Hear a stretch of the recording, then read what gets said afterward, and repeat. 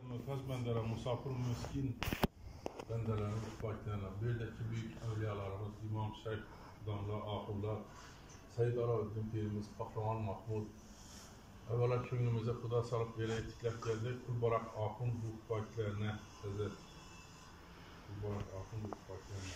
Peki tatamız Kazakistan'dan gelip böyle okuyoruz ufaklarına.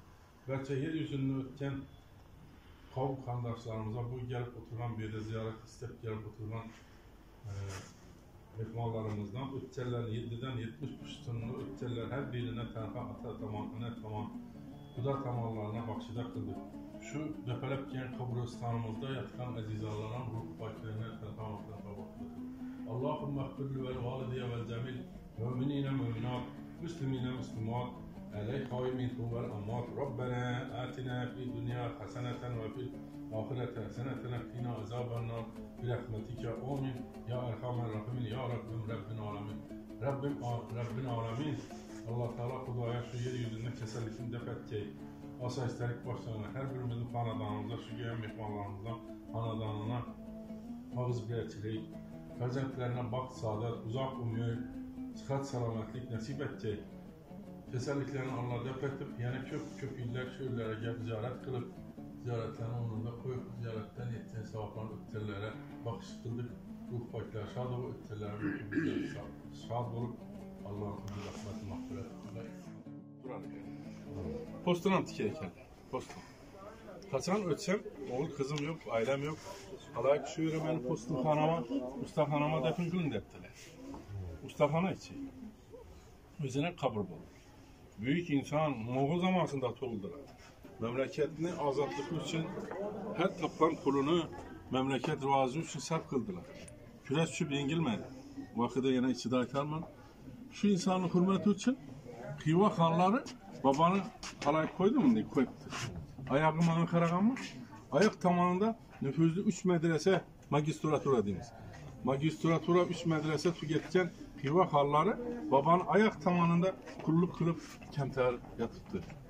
Evvela Kahraman Mahmud ayak tarafında hanlar dakmaz. Yarata bırak.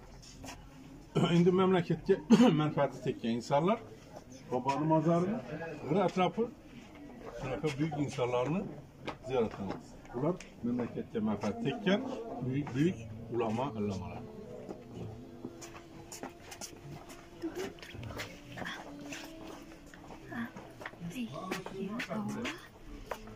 Şimdi Polna kışını götürdü. Ona eskiser oyunu. Şöyle açadı, matam yer şöyle koyar. Yakın mı yerini açadı? Şöyle açadı. Şöyle koyar.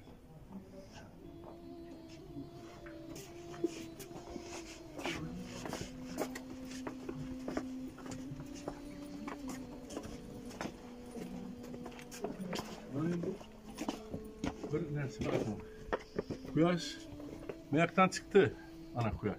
Hazır 12 birlerde bir yere keredi işte. Bayak gün çıkış, bayak gün batış. Şimdi mazar şeklimizni karım. Uzun koya mı? Uzun. Bayakta eşkini kördü koydu mazara. Öleknin başı tarafı gün batışka koyulur şart.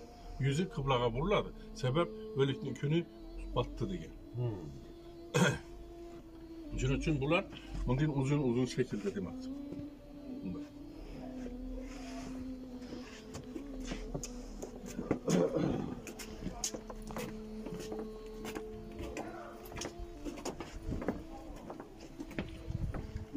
Bir yetişmeyene 2 taş kabur bulup gitti. Öyle değil mi?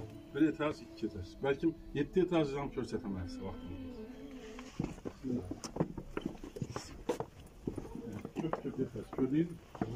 Yer yok. Çünkü koş ki bunlar büyük insanlar.